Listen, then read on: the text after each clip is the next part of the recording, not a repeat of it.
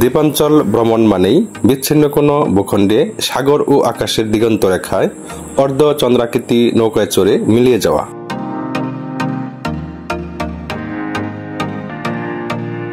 এমনই একটি দ্বীপ মহেশখালী।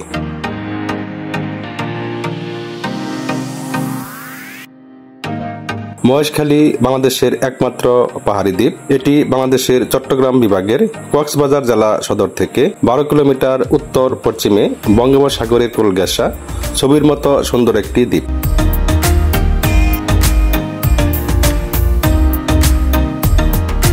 আমরা কক্সবাজার সুগন্ধা পয়েন্ট থেকে জনপ্রতি 10 টাকা ভাড়ায় অটোরিকশা করে কক্সবাজারের মহেশখালী ঘাটে এসে পৌঁছালাম।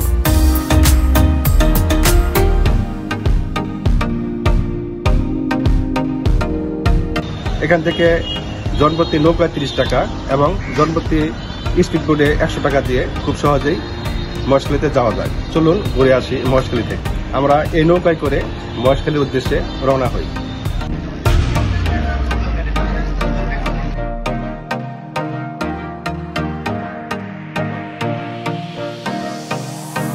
মহেশখালী যাওয়ার পথে চোখে পড়বে অসংখ্য বিল্ডিং। এটি মূলত আশ্রয়ন প্রকল্প।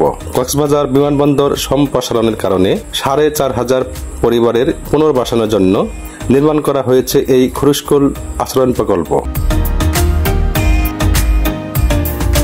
অন্য প্রান্তে চোখে পড়বে ম্যানগ্রোভ বন। এই বন সুন্দরবন ম্যানগ্রোভ বনের সাথে মিল রয়েছে, তাই মহেশখালী যাওয়ার পথে কিছুটা হলেও সুন্দরবনের সৌন্দর্য উপভোগ করতে পারবেন। মহেশখালী চ্যানেলে দেখবেন বায়ুবিদ্যুৎ প্লান্ট। বাতাসে এর পাখাগুলো আস্তে আস্তে ঘুরছে, খুব সুন্দর লাগছে দেখতে।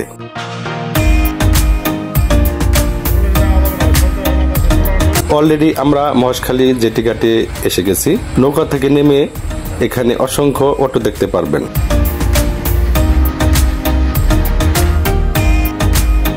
এখান থেকে বিভিন্ন পর্যটন স্পট ঘুরে দেখার জন্য 500 থেকে 700 টাকার মধ্যেই অটোরিকশা ভাড়া পেয়ে যাবেন।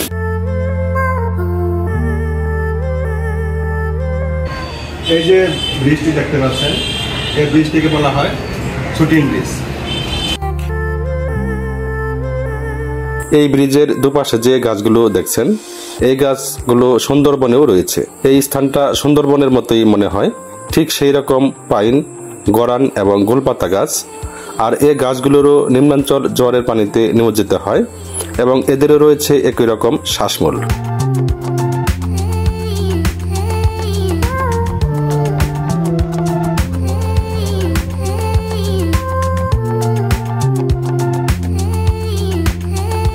আমার পিছনে যে মন্দিরটি দেখতে পাচ্ছেন, এটাকে বৌদ্ধ মন্দির বা স্বর্ণ মন্দির বলা হয়। চলুন দেখে আসি। মহেশখালীর প্রধান আকর্ষণীয় পর্যটন স্পটের মধ্যে স্বর্ণ মন্দির অন্যতম। স্বর্ণ মন্দিরে প্রবেশ ফি জনপ্রতি 20 টাকা করে। কেন স্বর্ণ মন্দির বলা হয়? স্বর্ণ মূর্তি আছে তো, এই জন্য স্বর্ণ মন্দির বলা হয়। স্বর্ণ মূর্তি আছে এখানে একটা, না? স্বর্ণ অরিজিনাল। আচ্ছা আচ্ছা, ঠিক আছে।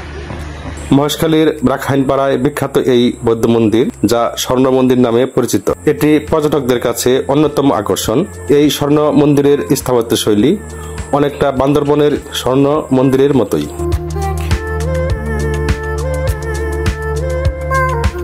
এখানে রাখাইন সম্প্রদায়ের ধর্মীয় আচার অনুষ্ঠান ও বৌদ্ধ সংস্কৃতির ছোঁয়া স্পষ্ট।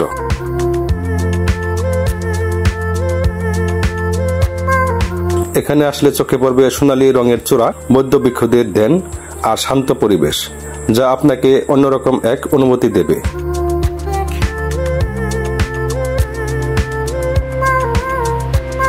মন্দিরের সবগুলো গড় এবং মূর্তিগুলো সোনালী রঙের। আমার মনে হয় সেই কারণে এই মন্দিরের নাম স্বর্ণ মন্দির হতে পারে। সে যাই হোক, মন্দিরের স্থাপত্যকলা কারুকার্য খুবই সুন্দর এবং পর্যটকদের দৃষ্টি আকর্ষণ করে।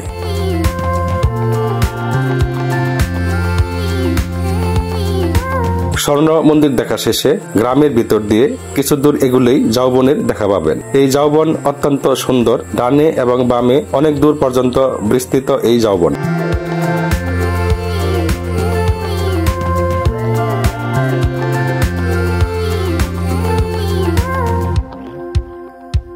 বনের ভিতর দিয়ে সোজা এগিয়ে গেলে দেখা পাই এই দুজন রাখাইন কিশোরীর। করো পাতা দিয়া? হ্যাঁ, রান্না করো। আচ্ছা, স্কুলে পড়ো না? কোন ক্লাসে পড়ো? 5 পড়ো। আজকে যাও না স্কুলে? ও, শনিবার দিন বন্ধ। আচ্ছা আচ্ছা, ঠিক আছে। তুমি পড়ো? তুমি কোন ক্লাসে পড়ো? তুমি 5 পড়ো? একই সাথে? ও, তোমার নাম কি? রূপা। তোমার নাম? শেফা। রূপা আর শেফা, তোমার সম্পর্ক কি হয়? কি হয় তোমার? কি হয়? বান্ধবী। আচ্ছা আচ্ছা, ঠিক আছে। এই ঝাউবনের শেষ প্রান্তে রয়েছে লবণ চাষের জমি। এখানে বিপুল পরিমাণে লবণ উৎপাদন করা হয়। যে জমিগুলো দেখছেন, এই জমিতেই সাগরের লোনা পানি জমিয়ে রাখা হয়। আস্তে আস্তে পানি শুকিয়ে যায় এবং জমিতে লবণগুলো রয়ে যায়।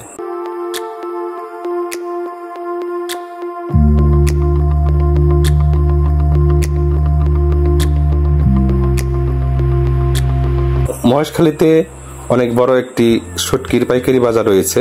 পাশেই রয়েছে শুটকি পল্লী, যেখানে শুটকি প্রক্রিয়াজাত করা হয়। এখান থেকে দেশের বিভিন্ন প্রান্তে শুটকি সরবরাহ করা হয়।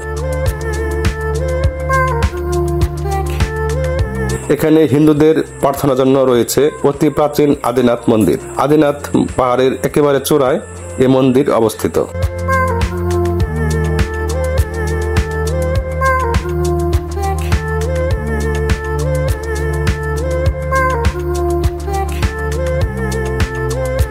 বড় রাখাইনপাড়া এলাকায় আরো একটি বৌদ্ধ মন্দির রয়েছে। এটিও অনেক এলাকা জুড়ে বিস্তৃত। এই মুহূর্তে পূজারী ব্যতীত মন্দিরে প্রবেশ নিষেধ রয়েছে, তাই বাইরে থেকেই যত দূর দেখা যায় ততটাই দেখে চলে আসলাম। লাগে না, মাথা ধরে না। 1000টা পান খেলে মাথা ধরবে না, মুখ লাল হবে না, খেতে পারেন। স্বল্প দূরত্বের কারণে অধিকাংশ পর্যটকগণ মহেশখালী ঘুরে থাকার জন্য কক্সবাজারে ফিরে আসেন। তাই মহেশখালীতে থাকার জন্য তেমন কোনো আবাসিক হোটেল নাই। খাবার বেলায়ও একই পন্থা অনুসরণ করতে হবে। কক্সবাজারে 300 থেকে 400 টাকার মধ্যেই খাবার জন্য মানসম্মত হোটেল পেয়ে যাবেন। পরবর্তীতে হাজির হব নতুন কোনো ভিডিও নিয়ে। সবাই ভালো থাকুন, আর ভিডিওটি ভালো লাগলে সাবস্ক্রাইব করার জন্য অনুরোধ করছি।